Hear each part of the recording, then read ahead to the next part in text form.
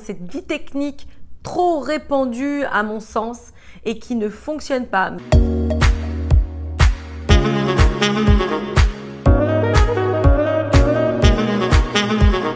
Bonjour mesdames, je suis ravie de vous accueillir dans cette nouvelle vidéo où nous allons parler de techniques de séduction, où nous allons parler justement de techniques qui sont véritablement répandues mais que malheureusement vous ne devriez pas utiliser si vous voulez véritablement charmer un homme, le captiver sur le long terme et réussir à l'emmener avec vous dans une histoire d'amour sereine, pérenne et durable. Pour celles qui ne me connaissent pas, je suis Samantha Porpiglia, coach experte en relations amoureuses, mais aussi en développement personnel au féminin. Je vais vous aider à décoder le cœur des hommes, à comprendre de quelle manière ils agissent, à faire en sorte d'attirer à vous le bon partenaire, celui avec lequel vous allez pouvoir construire une belle histoire d'amour. Donc, petit disclaimer, je sais que vous avez envie de rentrer dans le vif du sujet, mais avant ça, je vous demande une faveur. Si mes conseils vous impactent, si vous sentez qu'en suivant mes vidéos, vous évoluez dans votre vie de femme, likez cette vidéo, partagez-la à une amie, une sœur, une collègue qui en aurait besoin. Et surtout, abonnez-vous à cette chaîne en cliquant sur la cloche pour être sûr de recevoir toutes les notifications. Donc mesdames, vous savez, à chaque fois que mes enseignements sont riches, que je ne répugne pas à vous donner le maximum pour que vous puissiez vous élever. Dans cette vidéo, nous allons voir donc ces 10 techniques trop répandues à mon sens et qui ne fonctionnent pas, mais qui malheureusement, je le vois tous les jours, sont utilisées par des femmes qui espèrent encore une fois faire réagir l'autre, mais qui, ma foi, se mettent une balle dans le pied. La première technique que nous allons voir est le silence radio. Malheureusement, ce silence radio est mal compris, mal utilisé et surtout, si vous n'avez pas en vous d'autres clés que ce silence radio, eh bien vous allez voir que cela ne va pas fonctionner. Combien de femmes viennent à moi et me disent « Ah, j'ai fait un silence radio mais rien ne se passe, finalement je suis bien embêtée parce que je ne sais plus quoi faire, comment je peux agir, comment je peux avoir matière à le toucher maintenant que j'ai pris de la distance ?» Car je le rappelle, pour celles qui ne le savent pas, un silence radio, c'est le fait de prendre de la distance vis-à-vis de l'autre, de ne plus donner signe de vie, plus de nouvelles, plus d'SMS, d'appels, quoi que ce soit, pour forcer l'autre à le faire réagir. Qu'est-ce qui se passe dans la plupart des cas? C'est que lorsque l'on pratique un silence radio, mais que l'on n'est pas aligné avec ça, qu'au fond de nous, au fond de notre cœur, on désespère qu'il nous rappelle, on désespère qu'il puisse nous donner un signe de vie, eh bien cela va transpirer, eh bien cela va se ressentir. Et je sais que certaines vont me dire, mais on se voit plus, on n'est plus ensemble, on est vraiment distants l'un de l'autre géographiquement. Comment peut-il ressentir ça? Donc mesdames, ce que je vous explique toujours, c'est que nous sommes plus que des êtres physiques. Nous sommes plus que ce que vous pouvez voir ou constater. Nous sommes énergie, nous sommes vibration. Et lorsque vous voulez mettre en place quelque chose, si dans votre fort intérieur, vous ne le ressentez pas. Si dans votre fort intérieur, vous n'êtes pas aligné, si au fond de vous, il y a quelque chose qui s'oppose à ce que vous voulez mettre en pratique, eh bien, dans la réalité, cela ne fera pas mouche. Aussi, si vous instaurez un silence radio et que derrière votre téléphone, vous transpirez le désespoir, vous êtes là à attendre, à ne plus bouger, à ne plus faire quoi que ce soit, à être sur le qui-vive en attendant bien sûr qu'il vous appelle, qu'il fasse un signe de vie, eh bien, l'autre, même s'il est éloigné, le ressent. Et comme énergétiquement, vous êtes toujours collé à lui, eh bien, du coup, ça ne donne pas l'espace nécessaire pour qu'il puisse agir. Et pour étayer mes dires, je vais prendre cet exemple. Imaginez que vous pensez à une amie, une sœur, quelqu'un de proche, et puis d'un seul coup, le téléphone sonne. Ce n'est pas anodin, ce n'est pas une coïncidence, c'est juste que vous vous êtes connecté à elle, elle l'a ressenti et elle vous a appelé. De la même manière, quand je travaille avec mes étudiantes et qu'on travaille en profondeur sur ça, elles me le disent. Elles me disent, mais c'est fou, j'ai pris d'autres dispositions, j'étais beaucoup plus légère, j'ai en fait mis des choses en place, mais pour ma vie, je me suis remplie, je me suis nourrie, je me suis amusée en dehors de ma relation en dehors de lui. Et puis d'un seul coup, il m'appelle. D'un seul coup, il revient vers moi. Comme par magie. Et ça, vous comprenez que nous avons nos paradigmes, nous avons nos modes de fonctionnement, nous avons nos idées préconçues, nos croyances. Et si il n'y a pas un peu d'études derrière tout ça, si on ne suit pas des enseignements spécifiques pour en quelque sorte s'amadouer, s'amener à être beaucoup plus légère dans ces circonstances, eh bien, on n'arrivera pas à le faire toute seule. Et il est d'une extrême importance d'en prendre conscience si l'on veut obtenir des résultats concrets dans ce que l'on essaye de mettre en place. Je prends souvent cet exemple, il est inutile de vous présenter à un concours, il est inutile de vous présenter par exemple à une course dans un marathon si vous n'êtes pas préparé. Toutes les choses que vous voulez mettre en place, vous devez en amont, et même je dirais c'est la priorité, travailler en amont pour que lorsque vous présentez à ce que vous voulez mettre en place, eh bien vous n'ayez plus de travail. C'est toujours comme ça. Et si on veut aller encore plus loin, on peut prendre l'analogie justement des plantations. Eh bien vous n'allez jamais pouvoir obtenir un beau jardin, des beaux fruits, une belle récolte si en amont, vous n'avez pas bien planté ce qu'il fallait, bien arrosé, mis de l'engrais, etc., etc. Bref, vous m'aurez comprise. Il faut travailler en amont si vous voulez voir des résultats dans votre vie et ne pas espérer comme ça, comme par magie, que les choses vont aller dans votre sens s'il n'y a pas de préparation. Deuxième point qui est fait à votre insu, c'est le mode girouette. Le mode girouette, c'est d'un côté, je vais être complètement tournée vers lui. Je m'aperçois que ça ne fonctionne pas. Je vais être en colère ou je vais être déçue et du coup, je vais le bloquer. Ou alors, je vais zapper ses messages.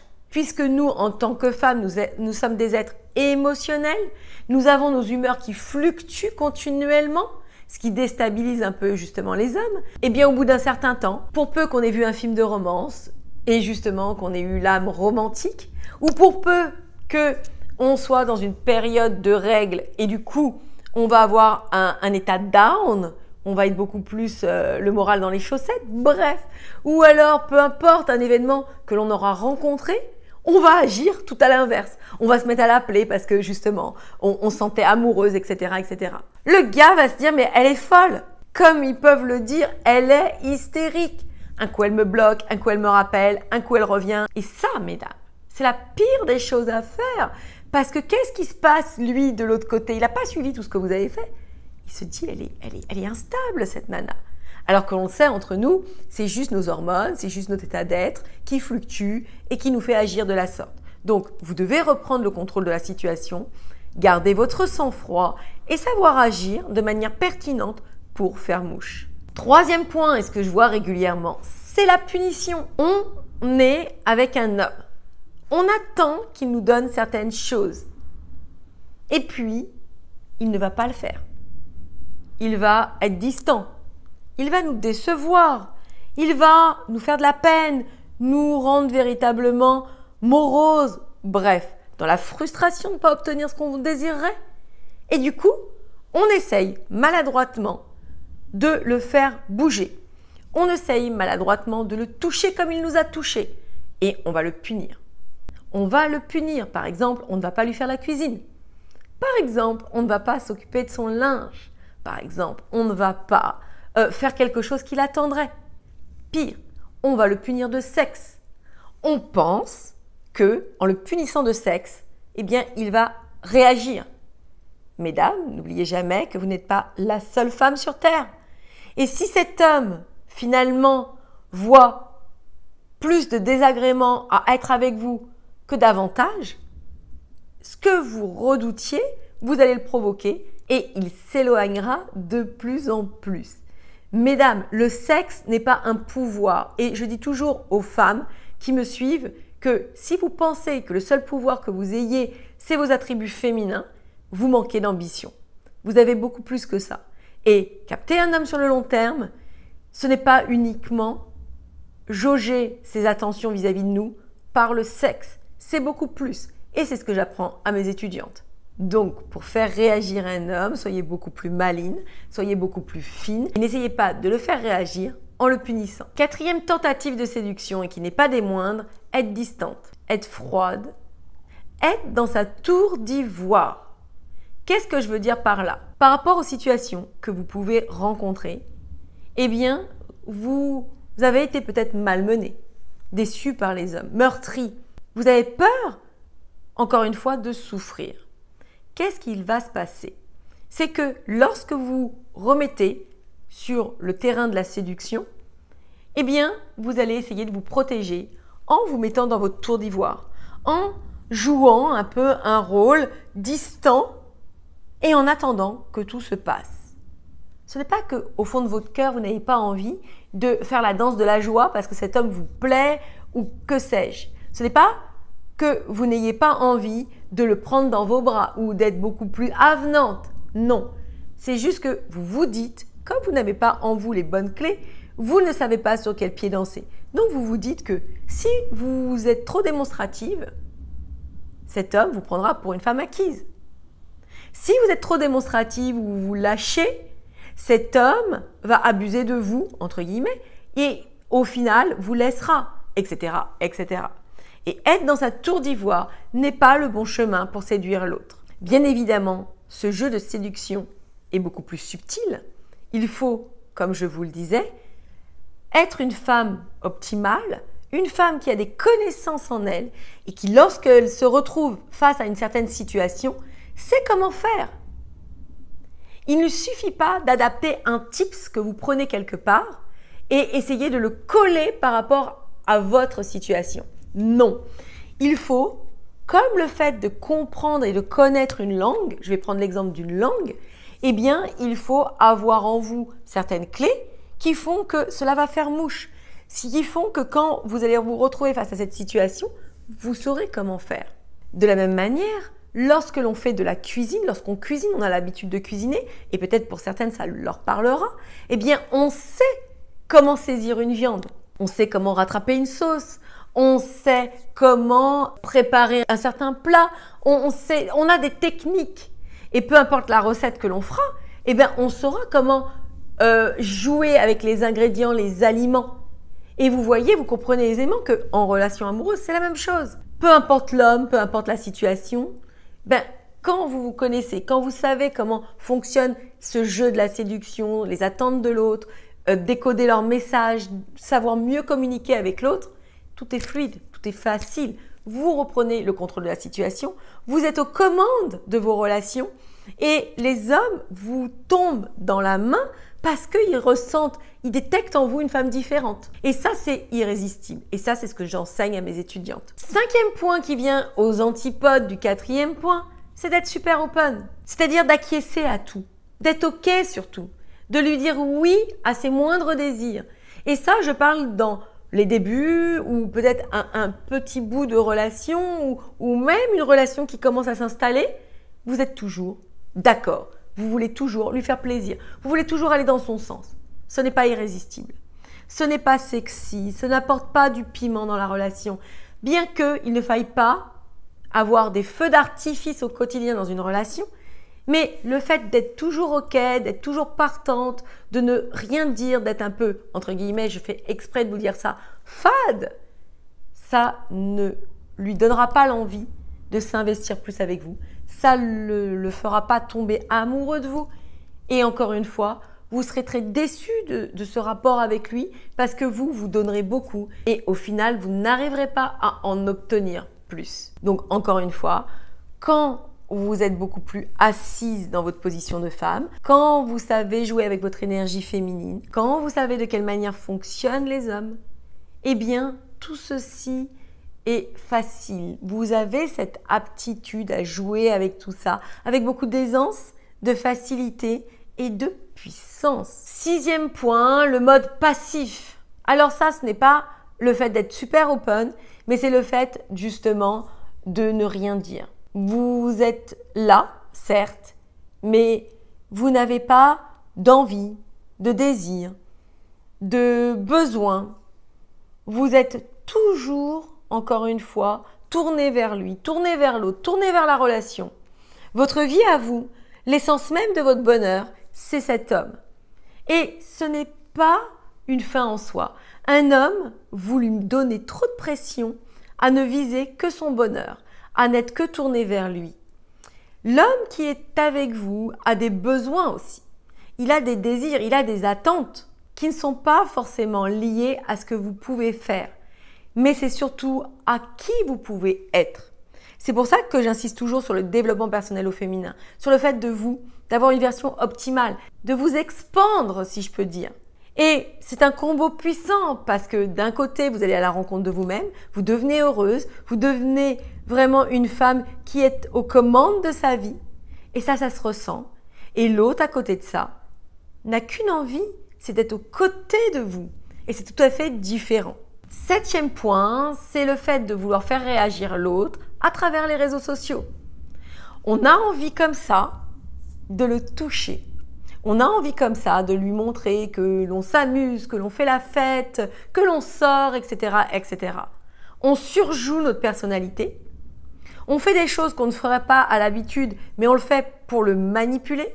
Et encore une fois, le fait de ne pas être aligné avec ce que vous faites, le fait de faire des choses pour le manipuler, qui en soi sont vides, puisque derrière tout ça, il n'y a rien, vous le faites parce que vous voulez le faire réagir, ne fera pas mouche. Cet homme ressentira que c'est fait exprès. Il le ressentira profondément et vous baisserez dans son estime parce que du coup, vous ne serez pas une femme qui s'honorerait comme il se doit. Vous utiliserez des petits moyens, des moyens un peu bas pour essayer de le faire réagir. Cela ne l'amènera pas non plus à avoir une vision à long terme avec vous, car il se dira que c'est mesquin, c'est enfantin et veut-il être avec une femme sur le long terme qui utilise ce genre de stratagème? Le 8e point, c'est d'essayer de le rendre jaloux. Trop de femmes essayent ça et ça a l'effet d'un feu de paille. Elles vont encore une fois poster sur les réseaux sociaux se montrant avec d'autres hommes, se montrant par exemple dans des tenues hyper sexy, se montrant dans des attitudes qui sont très suggestives. Cela vous montre sous un mauvais jour. Cela montre un trait de votre personnalité que vous n'êtes très certainement pas, mais vous agissez ainsi à travers l'énergie de la peur parce que vous pensez que cela va le faire réagir. Donc, certes, mesdames, cela peut le faire réagir sur le moment, cela peut donner un résultat. Mais lorsqu'il sera revenu vers vous, lorsqu'il aura justement fait en sorte de prendre ce qu'il avait à prendre, vous penserez que vous vous êtes remis ensemble ou vous pensez que ça repart sur les chapeaux de roue. Mais qu'en sera-t-il du quotidien? Quel tips utiliserez-vous pour encore le faire réagir? Vous allez à l'infini comme ça poster des photos de vous sur les réseaux sociaux en train de vous amuser avec d'autres hommes? Je ne crois pas. Du coup, ce n'est pas ce que j'apprends à mes étudiantes. J'apprends des choses qui véritablement leur appartiennent pour toute une vie. Et cet homme qui sera peut-être un homme de début de relation, un homme de milieu de relation et un homme de toute une vie s'accompagnera avec vous, avec ce que vous aurez à lui offrir, mais sur le long terme, pas quelque chose qui est fugace comme ça, pas quelque chose qui ne marche pas, encore une fois, et qui fait loi de stratégie trop répandues à mon sens et qui ne marcheront jamais. Si vous êtes des femmes de valeur, si vous êtes des femmes qui avaient envie de construire une relation sur le long terme avec un homme solide, sain, eh bien, il faut que vous envoyiez un message dans ce sens-là. Le 9e point, c'est d'être très longue à la détente. Combien de femmes je vois qui vont encore une fois, parce qu'elles utilisent des tips qu'elles ont essayé de glaner de ci, de là, mais elles n'ont pas la totalité de la méthode. Mais elles n'ont qu'un bout. Du coup, elles se disent qu'il ne faut pas qu'elles aillent trop vite. Donc, elles ne vont pas agir trop rapidement par rapport à un SMS, par rapport à un appel, par rapport à une réflexion de l'autre. Et du coup, le laps de temps entre les deux est tellement long que l'action qu'elles auraient dû faire très rapidement, au tac, pour véritablement que le jeu de la séduction puisse prendre, qu'il y ait une mayonnaise, si je peux dire, dans tout ça, eh bien, le fait d'attendre, ça va faire flop. L'autre va voir que vous avez attendu, va voir que vous y avez réfléchi, va voir que ça vous casse la tête et votre naturel sera comme ça liquidé. Et qu'est-ce qui émergera? Ce sera encore une fois de la peur. Ce sera encore une fois une stratégie mal utilisée, bancale, où on sentira que ça a été étudié. Et encore une fois, ce ne sera pas naturel. Donc le tout, c'est d'avoir cette maîtrise à l'intérieur de vous-même, ces compétences amoureuses à l'intérieur de vous-même, qui fait que quand vous vous retrouvez face à une situation, vous savez comment agir. C'est naturel, c'est irrésistible. Vous êtes une femme aux commandes de votre vie amoureuse, aux commandes de votre vie, tout simplement. Et vous maîtrisez la situation et l'autre le ressent. Et il devient attiré par vous, rattaché à vous. Il a envie d'être au bras d'une femme qui sait tout ça. Et le dernier point qui est ma foi très important, c'est que cet homme ressent que vous êtes plus amoureux de la relation que de lui-même. Vous êtes plus amoureuse du couple, de l'idée du couple, que de lui en soi. Et ça, mesdames, encore une fois, si vous êtes avec cet homme et que au final vous êtes plus amoureuse de l'idée que vous vous faites pour rentrer dans le moule, pour être comme les autres femmes qui sont mariées en couple, que lui au final ce n'est qu'un outil qui vous sert dans votre vision de vie, eh bien cela n'aura aucun effet, vous ne pourrez pas le garder et surtout vous serez très déçus de tout ça, pensant que la faute vient de lui, de vous, de que sais-je, mais c'est juste que vous n'aurez pas étudié tout ça en amont et que vous ne vous saurez pas poser les bonnes questions. Qu'est-ce que je veux dans ma vie? Quel est le genre d'homme qui m'est destiné? Comment faire pour mettre toutes ces actions en place? Si vous êtes intéressé pour aller plus loin, je vous invite à me contacter pour qu'on regarde ensemble quel sera le meilleur accompagnement pour que je puisse vous permettre d'obtenir ce que vous désirez, ce que j'enseigne à mes étudiantes lorsque l'on va plus en profondeur. Et même si vous ne venez pas me rejoindre pour un accompagnement, à travers mes vidéos qui sont très riches, ma foi, qui sont nombreuses, vous pouvez puiser des informations qui vous aideront, ma foi, à développer certaines compétences, à changer certains paradigmes et à vous rapprocher de vos objectifs amoureux. Mesdames, je vous laisse, je vous adore, prenez soin de vous et moi je vous dis à très vite pour la suite de nos aventures.